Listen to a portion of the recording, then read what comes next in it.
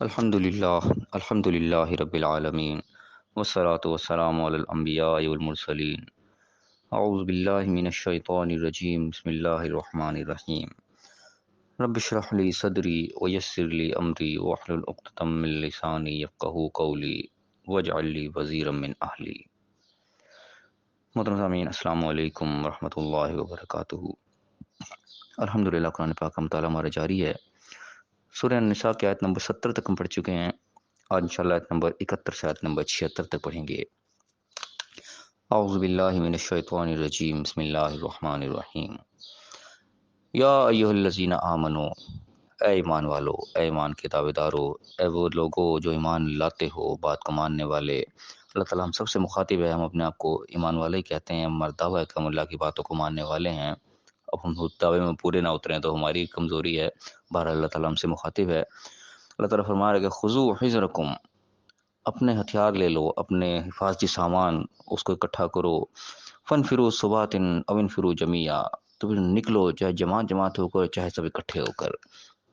یہاں پہ اللہ تعالیٰ قتال کی طرف ایک تحریر دلا رہا ہے کہ ان لوگوں کے لیے جو بیچارے کمزور ہیں، یا ان لوگوں کے خلاف جو سرکش ہو کے کھڑے ہوئے ہیں، ان کے خلاف تم نے نکلنا ہے۔ خالی ہاتھ سے ہاتھ دھر کے بیٹھے نہیں رہنا، صرف اللہ کی عبادت میں، سجدوں میں، تسبیحوں میں نہیں لگے رہنا، بلکہ بڑھنا ہے، اللہ کے دین کو آگے پہنچانا ہے، ان لوگوں تک پہنچنا ہے جو مظلوم ہیں، ان لوگوں کے خلاف کھڑے ہونا ہے جو ظالم ہیں، جو کہ اللہ کے مقابلے میں آ کے سرکش ہوئے پڑے ہیں۔ تو اللہ تعالیٰ کہہ رہا ہے اپنے حفاظتی سامان پر سب سے پہلے اپنی تیاری کرو پوری مکمل، خالی ایسے نہیں ہتھے ہو کر نہیں نکل پڑنا، بلکہ تیاری کرنے اللہ تعالیٰ ایک طریقہ کاری بتا رہا ہے۔ تیاری کرنے کے بعد پھر نکلو۔ اب نکلنے کی پلاننگ اپنے حساب سے کہ تم نے اکٹھے ہو کر نکلنا ہے یا جماعت جماعت ہو کر بھیجنا ہے، یہ دنیاوی معاملہ تم نے دنیا کے معاملے کے مطابق ہی دیکھنا ہے۔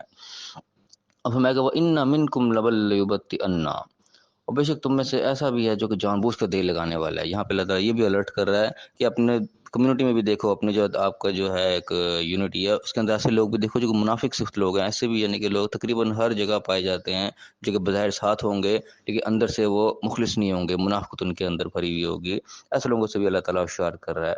ایسے لوگوں کے اللہ تعالیٰ خصلت کیا بتا رہا ہے کہ فَإِنْ أَصَابَتْكُم مُّصِيبَةٌ، اگر تمہیں کوئی مصیبت پہنچی، کوئی مسئلہ ہوا، کوئی پریشانی آتی ہے، کوئی نقصان ہوتا ہے، قَالَ قَدْ أَنْعَمَ اللَّهُ عَلَيَّ، اللہ تعالیٰ نے کہتا ہے کہ اللہ نے میرے پر بڑا انعام کیا، بڑے میرے پر کرم ہو گیا، اِذْ لَمْ أَكُنْ مَعَهُمْ شَهِيدًا، جبکہ میں ان کے ساتھ نہیں تھا۔ یعنی کہ کوئی نقصان ہو گیا، وہ اپنے آپ کو پیچھے پیچھے رکھتا ہے، آ کے کوئی تماشا دیکھ رہا ہوتا ہے کہ کیا ہوتا ہے، اور کہیں نقصان ہو گیا، کوئی مصیبت آ گئی تو بڑا شکر کرتا ہے، اوہ اللہ نے بڑا کرم کیا دیا، میں ان کے ساتھ نہیں تھا۔ اور کے علاوہ اگر وَلَئِنْ أَصَابَكُمْ فَضْلٌ مِّنَ اللَّهِ، اگر تمہارے پر اللہ کی طرف سے کوئی فضل پہنچے، کوئی کامیابی مل جائے، لَيَقُولَنَّ كَأَن لَّمْ تَكُن بَيْنَكُمْ وَبَيْنَهُ مَوَدَّةٌ، تو پھر کیا اگر یہ کہتا ہے پھر اس قسم کی بات کرتا ہے جیسے کہ تمہارے اور اس کے درمیان کوئی محبت تھی نہیں، وہ تمہارا تھا ہی نہیں سرے سے۔ کہتا کہ یا لیتنی کنت معہم فافوز فوزا عظیما، کہ ہائے خرابی، کاش میں بھی ان کے ساتھ ہوتا تو مجھے بہت بڑی کامیابی ملتی۔ یعنی کہ اس شخص کی بات وجہ بتا رہا ہے جو کہ منافق صرف قسم کا، اوپر سے کچھ ہے اندر سے کچھ ہے۔ اگر مصیبت آ جائے، کوئی مشکل آ جائے تو پیچھے ہو کے بڑا شکر ادا کرتا ہے، لیکن اگر کامیابی مل جائے تو بڑے پچھتاتا ہے۔ یعنی کہ وہ ایسی اس کی حرکت ہے کہ تمہارے اس کے درمیان گویا کوئی دوستی ہے ہی نہیں، وہ تمہارا ہے ہی نہیں۔ تو ایسے لوگوں سے بھی ہمیں یعنی کہ الرٹ رہنے کی اور ہوشیار رہنے کی ضرورت ہے کہ ایسے لوگ بھی درمیان میں ہوں گے، ان کے ساتھ کیسے نپٹنا ہے۔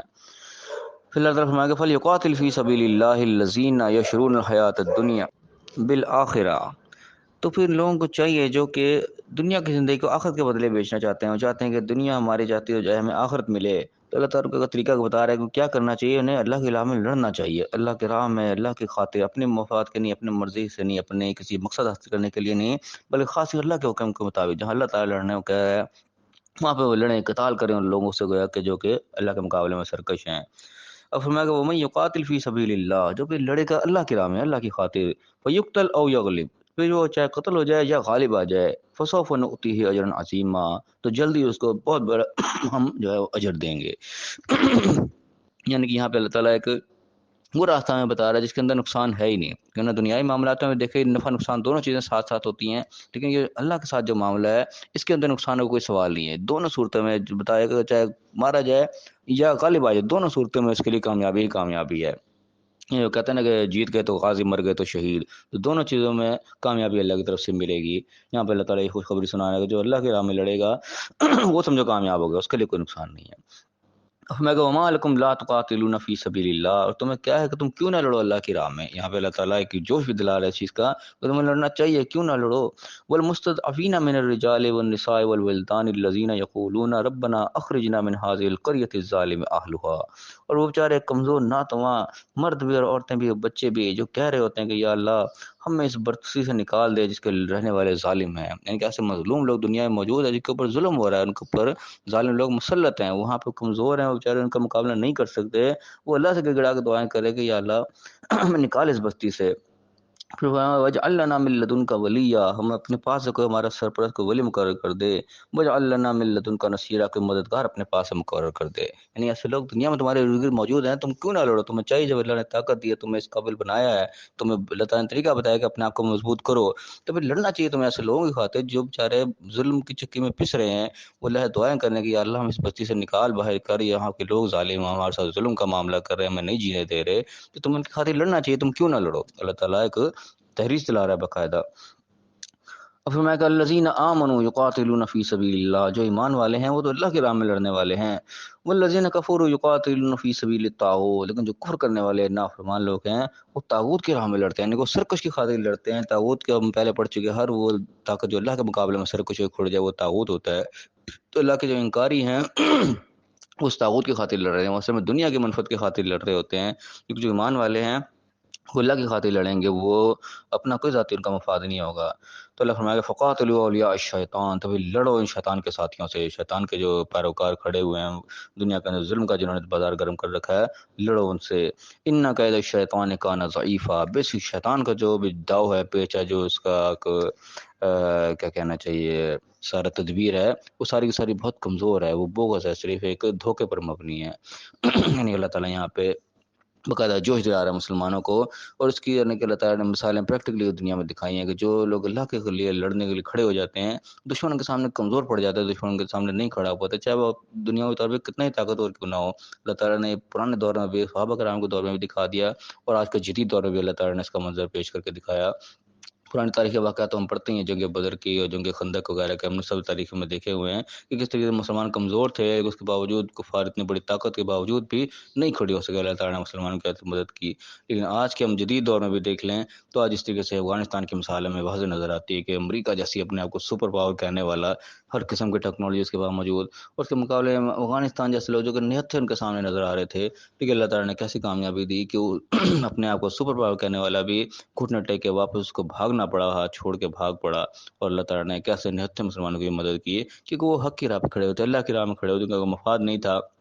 وہ حق کے لیے کھڑے ہوئے تھے کہ ہم حق پہ کھڑے ہوں گے، تم نے جو کرنا ہے کر لو، اور وہ کھڑے ہوئے، اللہ تعالیٰ نے کیسے ان کی مدد کی۔ یہاں پہ ان کا کمزور کر کے دکھا دیا کہ واقعی جو قید شیطان ہے وہ ضعیفہ ہی اللہ نے واضح کر کے دکھایا، یہاں پہ ثابت کر کے دکھایا۔ تو ان آیات میں اللہ تعالیٰ نے مسلمانوں کو اس میں تحریر دلائی ہے کہ ہم صرف سوئے ہوئے بیٹھے نہ رہیں، اپنے عیشوں میں نہ لگے رہیں، ہم تاریخ میں نگاہ دوڑائیں۔ ایسے ہی ہوا جب مسلمانوں کو عروج ملا، وہ اسی بنیاد پہ ملا جب اللہ کی راہ میں وہ لڑے ہیں، کھڑے ہیں، آگے بڑھے ہیں، لیکن جب وہ عیاشیوں میں پڑ گئے، اپنے اس سب سے پیچھے ہٹ گئے، تو پھر زوال ہوا مسلمانوں کے اوپر۔ مغلیہ دور دیکھ لیں ہم، اور چیزیں بھی دیکھ لیں، تاریخ اس چیز کے اوپر گواہ کہ ایسا ہی ہوا ہے۔ تو یہاں پہ اللہ تعالیٰ نے ان آیات میں بتایا ان چیزوں کو کہ مسلمانوں نے ہاتھ پہ ہاتھ دھر کے بیٹھ نہیں جانا، کہ عیشوں میں نہیں پڑ جانا، اپنے آپ کو مضبوط کرنا ہے، مضبوط ہونے کے بعد نکلنا ہے، ان لوگوں کے خلاف لڑنا ہے جو کہ اللہ کے مقابلے میں کھڑے ہوئے ہیں، طاغوت بنے ہوئے ہیں، سرکش بنے ہوئے ہیں، اور لوگوں کے ساتھ ظلم کر رہے ہیں۔ ہم نے دیکھنا ہے مسلمانوں کو یہ کام ہے کہ اپنے آس پاس نظر دوڑائیں کہ کہاں کسی کے ساتھ ظلم ہو رہا ہے، اور جہاں تک طاقت ہے اس کی مدد کریں۔ ابھی خالی ان کی حکومتی لیول کی بات نہیں ہے، ہم انفرادی لیول پہ، جس لیول پہ بھی ہمارا جو ہے وہ دائرہ کار ہے، اس کے اندر ہم دیکھیں ہمارے آس پاس، ہمارے آس پڑوس میں، ہمارے رشتہ داروں میں کوئی شخص ایسا ہے جو بیچارہ کمزور ہے، مظلوم ہے، اس کے ساتھ ظلم والا معاملہ ہو رہا ہے، کوئی اس کے ساتھ زیادتی کر رہا ہے، ہم اس کے لیے کھڑے ہوں، اس کے لیے حق کی آواز ہم بلند کریں، تو اللہ تعالیٰ ہماری مدد کرے گا۔ ہر شخص جو اپنے اپنے دائرہ کار میں ان آیات کے اوپر عمل کر سکتا ہے، اپنے اپنا دائرہ کار، حکومت کا دائرہ کار بڑے لیول کا ہے، ہم اپنے لیول پہ دیکھیں تو ہم اپنے رشتہ داروں کے اندر، اپنے قریبوں کے اندر جہاں تک ہمارا ہاتھ پڑتا ہے ہمیں اس کی مدد کرنی چاہیے، ہمیں ہاتھ پہ ہاتھ دھر کے بیٹھنا نہیں چاہیے۔ تو اللہ تعالیٰ ہمیں صحیح سمجھنے کی، صحیح عمل کرنے کی توفیق عطا فرمائے، اور دنیا اور آخرت دونوں جگہ کامیاب فرمائے، آمین۔ وآخر دعوانا الحمد للہ رب العالمین۔